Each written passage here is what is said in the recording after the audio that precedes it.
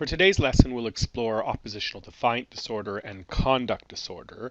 The DSM-5 has some very clear diagnostic criteria to help us understand oppositional defiant disorder and conduct disorder. So let's first look at oppositional defiant disorder, and this is defined as a pattern of angry or irritable mood, argumentative defiant behavior, or vindictiveness lasting at least 6 months, as evidenced by at least 4 symptoms of the following categories, and exhibited during interaction with at least one individual who is not a sibling. So that's an interesting thing to note, that the DSM really looks at the kinds of behaviors we're describing as not sibling rivalry or other kinds of sibling dynamics, but that these are exhibited with other individuals. So we're looking at the category of angry or irritable mood. In this particular category, one being often losing their temper, so somebody who's having temper tantrums, yelling, screaming, throwing objects, is often touchy or easily annoyed, and is often angry or resentful. So having this mood, anger, resentfulness, and feeling and being easily annoyed is that first category. The second category would be argumentative and defiant behavior, often argues with authority figures for children and adolescents and adults, and is often actively defying or refusing to comply with requests of authority figures or with rules in general. So these authority figures would be parents, teachers, and caregivers. Is often deliberately annoying others. Again, it's a deliberate annoyance, and often blames others for his or her mistakes or misbehavior. So this idea that somebody else is doing it, somebody else is causing the behavior, when it's clearly the individual with the oppositional defiant disorder.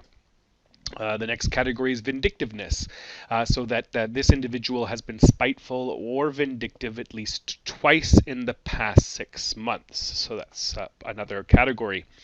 The persistence and frequency of these behaviors should be distinguishing a behavior that is within the normal limits of behavior, that is sympathetic of what's happening. For children younger than 5 years, the behavior should occur on at least most days for a period of at least 6 months, unless otherwise noted through the criterion A and B. And for individuals 5 years of age or older, the behavior should occur at least once per week and 6 months. So again, clearly defining a sort of a time limit to an occurrence frequency of behaviors. Unless otherwise noted for criterion A and B, while these frequency criteria provide guidance on a sort of a minimal level of frequency to define symptoms, other factors should be considered, such as whether the frequency or intensity of behaviors are outside a range that is normal or normative for that individual's development level, gender, or culture. So the oppositional defiant disorder really is clearly, as we discussed here, about mood, argumentation, and vindictiveness, with 8 very clear, definable, observable behaviors to help clinicians diagnose the conduct or oppositional defiant disorder. We move to the conduct disorder, which is a sort of a more complex, severe issue for children and youth, and this is a repetitive and persistent pattern of behavior in which basic rights of others or major age-appropriate social or societal norms are violated, as manifested by the presence at least 3 of the following 15 criteria in the past 12 months from any of the categories below that I described, with at least 1 criterion present for 6 months. So let's look at these 15 criteria. So the first category is the aggression to people and animals. So 1 through 7 is in this category, and number 1 being that this individual often bullies, threatens, and intimidates others, and number 2 often initiates physical fights. This is the kind of kid that's fighting at school often, has used a weapon and that can cause serious physical harm to others, like a bat, brick, broken bottle, knife, or gun, has been physically cruel to people, has been physically cruel to animals, has stolen while confronting a victim, so somebody who might be mugging, purse snatching, extorting, or committing armed robbery, youth, and has forced someone into a sexual activity. In terms of destruction of property, this individual has deliberately engaged in fire setting with the intention of causing serious damage and has deliberately destroyed others' property other than by fire setting. So there's an exclusion for fire setting, and that is certainly a very particular disorder itself. Under deceitfulness or theft, has broken into someone else's house, building, or car, has often lies about obtaining goods and favors or to avoid obligations, i.e. conning others, has stolen items of non-trivial value without confronting the victim, like shoplifting, but without breaking or entering, or forgeries. In terms of serious violation of rules, this often stays out late despite parental prohibitions beginning before age 13. And so that's interesting because after age 13, adolescents might stay out without parental permission, but before 13, it's rare. Has run away from home overnight at least twice while living in the parental or a parental surrogate's home, or once without returning for a lengthy period, and is often truant from school beginning before the age of 13. In terms of exclusion for the conduct disorder, the disturbance in behavior causes significantly impairment in social, academic, or occupational functioning, obviously, and if the individual is age 18 years or older and the criteria is not met for an antisocial personality disorder. And then when clinicians are looking at conduct disorder, the DSM-5 allows for specificity, whether it's a childhood onset type. Individuals show at least one symptom characteristic of conduct disorder prior to the age of 10, so one of those 15. An adolescent onset type where individuals show no symptom characteristics for conduct disorder prior to the age of 10 years. And an unspecified onset criteria for a diagnosis of a conduct disorder are met, but there's not enough information available to determine whether the onset of the symptoms occurred prior to or after the age of 10 years old. And then you have some opportunities to understand that there are some specifications with limited prosocial emotions. And to qualify for this specifier, an individual must have displayed at least two of the following characteristics persistently over a 12-month period and in multiple relationships and settings. And these characteristics reflect the individual's typical pattern of interpersonal emotional functioning over a period, not just in terms of occupational occurrence or in some situations.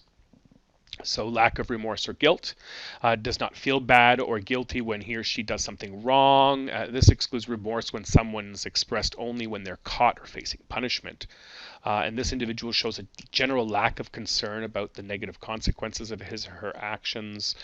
So for example, they may not be remorseful after hurting someone, or doesn't care about the consequences of breaking rules or stealing, or somebody else's perspective, how it might feel for somebody else to have had something taken. Is callous and lacks empathy and a disregard, and is unconcerned about the feelings of others, and the individual is described as cold and uncaring. And this person may appear more concerned about the effects of her actions or emotions about themselves rather than the effects on what they did having on substantial harm to others. So a lack of empathy. Again, this individual might be unconcerned about performance, so does not show concern about poor, problematic performance at school or work or in other activities, and the individual doesn't put forth an effort necessary to perform well, even with the knowledge, and it doesn't say that here, but with the knowledge of the consequences. Shallow or deceit affect. This person doesn't express feelings or show emotion to others, except in ways that seem shallow and insincere and superficial, and our emotional expressions are used only for gain. And then in terms of severity, like a lot of the other disorders in the DSM-5, we are looking at a range of mild, moderate to severe. So if we're looking at the mild, few, if any, conduct problems, and excess of those required to make some diagnostic presence are there. So they might be lying and staying away from school and staying out without permission and doing some other breaking of rules and minor harmful incidents. Moderate, where the number of conduct problems are often and the effect on others disorders are intermediate between those specified as mild to severe, so stealing without confronting a victim or vandalizing, and then of course severe, where the conduct problems are in excess of those required to make the diagnosis, of course, and then conduct problems cause considerable harm to others, like forced sex, cruelty, physical cruelty, uses of weapons, stealing while confronting a victim, breaking and entering. So the DSM provides you with a spectrum, a range, mild, moderate to severe. What are the causes of these disorders? The exact cause of conduct disorders are not known, but it's believed that it's a combination, again, like all our other disorders, of the biological, genetic, environmental, and psychological and social factors.